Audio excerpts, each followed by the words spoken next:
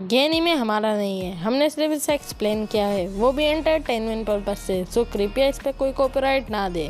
तो पिछले एपिसोड में हमने देखा कि एल दोनों सस्पिशियस फैमिलीज के घर से कैमरास एंड फायर टैप्स हटाने का ऑर्डर देता है। उसके बाद एल यूनिवर्सिटी के एंट्रेंस एग्जाम के रिजल्ट वाले दिन लाइट को बताता है कि वही एल है। और अब आगे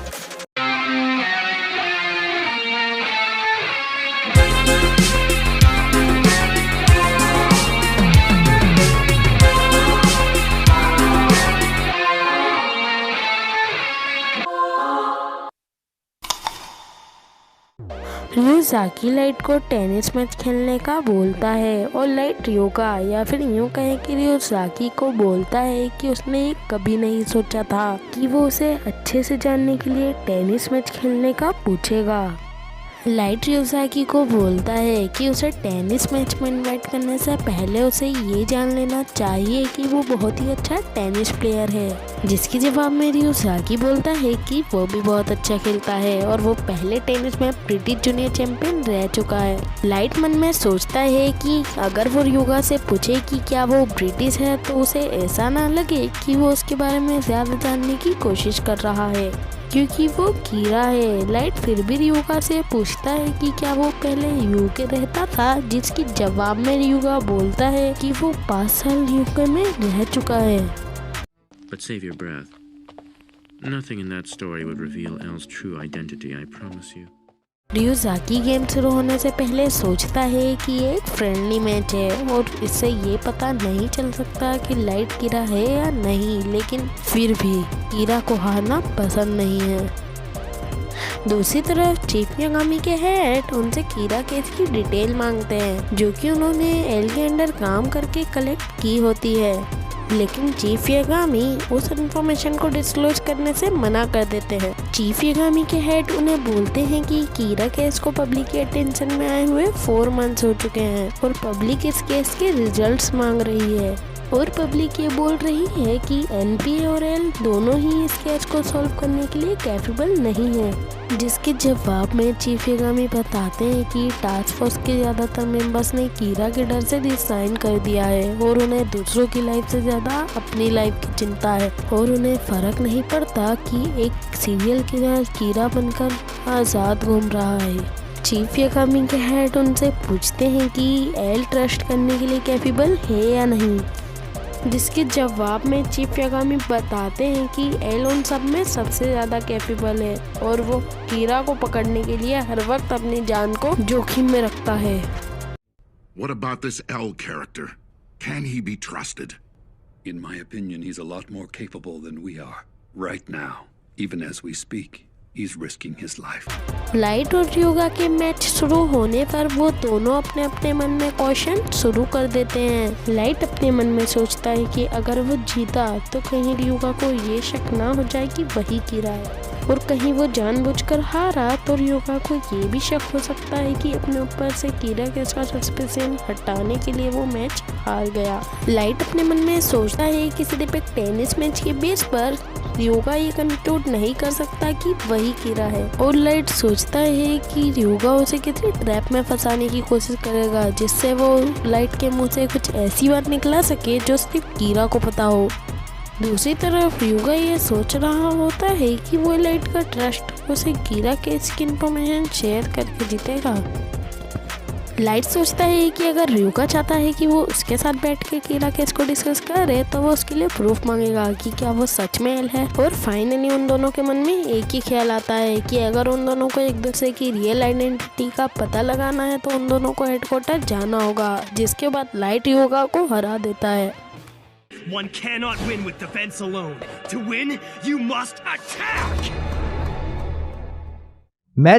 मैच खत्म होने के बाद योगा लाइट को बोलता है कि वो इस कन्वर्सेशन को आगे बढ़ाने के लिए उसे कुछ बताना चाहता है। लाइट के पूछने पर कि वो उसे क्या बताना चाहता है, योगा लाइट को बोलता है कि मुझे शक है कि तुम ही कीरा हो। लाइट जो सुनकर लाइट हंसने लगता है और योगा उसे बताता है कि उसके कीरा होने की पॉसिबिलिटी सिर्फ 1% है, और साथ ही साथ वो ये भी बताता है कि उसके शक खत्म होने के बाद वो चाहता है कि लाइट उसकी मदद कीरा केस में करे। लाइट अपने मन में सोचता है कि चाहे रियोगा ये बोले कि वो उस पर सिर्फ 1% शक करता है, लेकिन वो इस बात का पूरा ख्याल रखेगा कि वो उसे टास्क फोर्स के किसी मेंबर से ना मिलने दे। लाइट और रियोगा कॉफ़ी शॉप जाते हैं और लाइट रियोगा को बताता है कि ये उसकी फेवरेट कॉफ़ी शॉप है और यहाँ पर उसको अजीब से बैठने के लिए कोई भी मना नहीं करेगा। रियोगा लाइट को बताता है कि वो इतनी अजीब तरीके से इसलिए नहीं बैठता है कि उसे ऐसा बैठना पसंद है, बल्कि वो इतनी अजीब तरीके से इसलिए बैठता है क्योंकि वो नॉर्मल बैठता है तो उसकी डिटेक्टिव स्किल 40% माइनस हो जाती है। रियोजाकी लाइट से पूछता है कि क्या वो एक टेस्ट देना पसंद करेगा जिससे उसकी डिटेक्टिव स्किल के बारे में कुछ पता लग सके, और लाइट उस टेस्ट के लिए तैयार हो जाता है। रियोजाकी लाइट को 3 नोट्स निकाल के देता है जो प्रिजनर्स ने मरने से पहले कीरा के कंट्रोल में आके लिखे होते हैं। रियोगा लाइट से पूछता है कि वो इन नोट्स के बारे में क्या सोचता है। लाइट मन में सोचता है कि जब उसने ये नोट्स क्रिमिनल्स को मारने से पहले लिखवाए थे तो उसकी ये इंटेंशन थी कि एल उन नोट्स में लिखे मैसेजेस को आसानी से समझ जाए, और लाइट सोचता है कि उसको भी ऐसा ही करना चाहिए। But the fact that I'm able to solve this silly code isn't enough on its own to prove that I'm a kid. Light Ryuga को बताता है कि वो तीनों नोट को साइड बाय साइड रखे और हर लाइन के फर्स्ट लेटर को पढ़े तो मैसेज बनता है, L do you know god of death love apples. Ryuga Light को बताता है कि उसकी एजिप्शन गलत है और अपनी पॉकेट में से एक और नोट निकाल कर टेबल पे रख देता है और बताता है कि टोटल 4 नोट्स थे, जिसे मिला के कंप्लीट सेंटेंस बनता है, L do you know god of death love apples in red hands. L, do you know? Gods of death who love apples have red hands. It's a fake. अब light मन में सोचता है कि उसने तो किसी भी क्रिमिनल से फोर्थ नोट नहीं लिखवाया था, तो रियोगा ने फेक नोट क्यों बनाया। अब लाइट रियोगा को बोलता है कि उसके पास तो सिर्फ 3 ही नोट्स थे और उन नोट्स के बेस पर उसकी असम्पशन बिल्कुल सही, जिसके जवाब में रियोजाकी बोलता है कि मुझे लगता था कि शायद समझ जाएगा कि नोट 3 की जगह 4 होने चाहिए थे। लाइट मन में सोचता है कि ये टेस्ट उसकी डिटेक्टिव स्किल्स चेक करने के लिए नहीं, बल्कि रियोगा इस टेस्ट के थ्रू उसके रिएक्शंस देखना चाहता है, और अगर वो इसी तरह रियोगा के ट्रैप में फंसता रहा तो उसके लिए प्रॉब्लम हो जाएगी। Damn him! This wasn't just about gauging my deductive reasoning skills. He wanted to see what my reaction would be. If I keep falling for his tricks, I'll be playing right into his hands. अब रियोगा light से पूछता है कि एक person जिस पर उसे कीड़ा होने का शक हो और उसे पता लगाना है कि वो पर्सन कीड़ा है या नहीं, तो वो क्या करे। तो लाइट बोलता है कि वो उस पर्सन से कुछ ऐसी बात निकलवाने की कोशिश करेगा जो सिर्फ कीड़ा को पता हो। अब लाइट का अपने आप पर कुछ ज़्यादा डिपेंड होने की वजह से और 4th नोट की पॉसिबिलिटी ना जज कर पाने की वजह से रियोगा का शक लाइट पर और बढ़ जाता है। रियोगा लाइट से बोलता है कि वो उससे बहुत ज़्यादा इम्प्रेस है और उसने यही सेम क्वेश्चन कई सारे डिटेक्टिव से पूछा था, लेकिन किसी ने भी इतनी जल्दी आंसर नहीं दिया था। रियोगा लाइट से बोलता है कि अब उसका सस्पेंशन लाइट पे 1% से बढ़कर 3% हो गया है, लेकिन फिर भी वो कीड़ा केस में लाइट की हेल्प लेना चाहता है। लाइट रियोगा को बोलता है कि अगर वो कोऑपरेट करे तो वो उसकी मदद कीड़ा केस में कर देगा, और अगर बाई चांस वो कीड़ा हुआ तो वो गलती से अपने आप को रिवील भी कर सकता है, जिसमें दोनों ही सिचुएशन में रियोगा का ही फायदा है। लाइट आगे बोलता है कि वो माने या ना माने वो कीड़ा नहीं है और वो ना ही कीड़ा के हाथों मरना चाहता है, और उसके पास क्या सबूत है कि वो कीड़ा नहीं है। लाइट आगे बताता है कि हम दोनों के लिए प्रूफ कर पाना नामुमकिन है कि हम दोनों में से कोई भी कीड़ा नहीं है, और अगर वो सच में एल है तो उसके लिए प्रूफ कर पाना कोई बड़ी बात नहीं होगी, और उसके लिए उसको सिर्फ अपने फादर या टास्क फोर्स के किसी भी मेंबर से पूछवाना पड़ेगा कि वो एल है भी या नहीं, और अगर वो उसके लिए इतना भी नहीं कर सकता तो वो उसकी मदद कीड़ा केस में नहीं करेगा। लाइट की ये बातें सुनकर रियोगा का शक 3% से 7% तक पहुंच जाता है। रियोगा लाइट को बोलता है कि उसने तो कभी उसे टास्क फोर्स के किसी मेंबर से मिलने का मना नहीं किया, और वो करेंटली उसके फादर और बाकी टास्क फोर्स के मेंबर्स के साथ मिलकर कीड़ा केस को सॉल्व कर रहा है।